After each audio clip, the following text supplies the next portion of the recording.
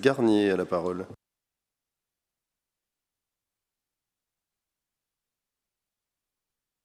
Simplement, pardon, Monsieur Garnier, on aura une discussion groupée 10, 11, 12. Donc vous pouvez présenter le 10, le 11, et puis ensuite ce sera le 12 par Madame Brigitte Pirou-Gianotti. Merci, Monsieur le Vice-président.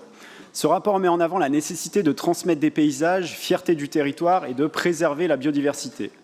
Pourtant, au sein du parc naturel régional du Pilat, un projet éolien en cours est celui des Ailes de Taillard, situé sur les communes de Saint-Sauveur-en-Rue et de Burdignes, dans la partie sud du massif. Ce projet prévoit l'implantation de 10 éoliennes. Le parc naturel régional du Pilat lui-même le valorise. Pour rappel, les éoliennes ont également un impact sur l'avifaune. 2 études commandées par la LPO estiment qu'une éolienne tue en moyenne 7 oiseaux par an. Dès lors, comment concilier l'objectif de transmission des paysages, symbole de la fierté de nos territoires, et celui de la préservation de la biodiversité, tout en autorisant l'implantation d'éoliennes qui transforment profondément ces paysages et impactent la faune sauvage?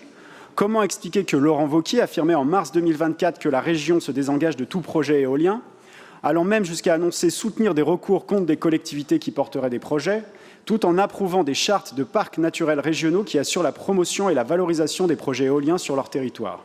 Cette contradiction mérite d'être clarifiée. On ne peut pas d'un côté dénoncer l'éolien au nom de la protection des paysages et de la biodiversité et de l'autre soutenir et financer des structures territoriales qui accompagnent activement son développement sans mettre des garde-fous.